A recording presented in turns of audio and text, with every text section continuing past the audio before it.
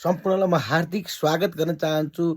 Yemen घतानीको YouTube च्यानलमा धेरै लामो समयपछि म बटवारा 1947 भन्ने चलचित्रको रिभ्यू गर्न गइरहेको छु।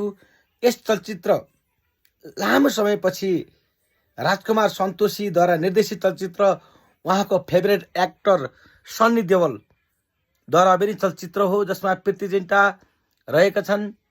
चलचित्र अत्यन्त फ्यामिली अडियन्सको लागि भनेर निर्माण गरिएको छ। चलचित्रमा आमिर खानले प्रोड्युस गर्नुभएको छ। मलाई चलचित्र पक्कै पनि भव्य छ, एक्सन धर्मार छ भन्ने लागेको थियो, तर चलचित्र विशुद्ध पारिवारिक रहेको पाएँ। मुस्लिम र हिन्दूको चलचित्रमा लडाइँ होला, रक्तपात होला भन्ने मैले सोचेको थिएँ, बट त्यो रहेनछ। धेरै पछि इन्डियन मेकरले एउटा राम्रो चलचित्र लिएर आएको मैले महसुस गरेँ। जसरी मुस्लिम धर्मका अनुयायीहरूलाई चित्त दुखाउने बलिउड चलचित्रले धेरै चित्त दुखाएको हामीले महसुस गरेका छौँ। तर यो चलचित्रमा मुस्लिम धर्ममा भएको राम्रा कुराहरू, मुस्लिम धर्ममा पनि एउटा मातृत्व, भातृत्व, सामाजिक सहिष्णुता भन्ने कुराहरू छ।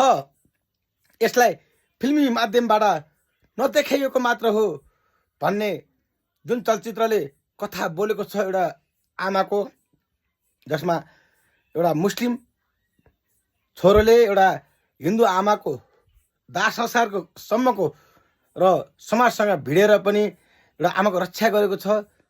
चलचित्रको मार्फत यो धर्मको बारेमा अत्यन्त राम्रो पोजिटिभ म्यासेज, धार्मिक सहिष्णुता, एकअर्काप्रति विश्वास, एकअर्काप्रति सम्मान, एकअर्काप्रतिको धर्मलाई सम्मान गर्नुपर्छ भन्ने जुन मूल अभिप्रायले चलचित्र निर्माण भएको छ।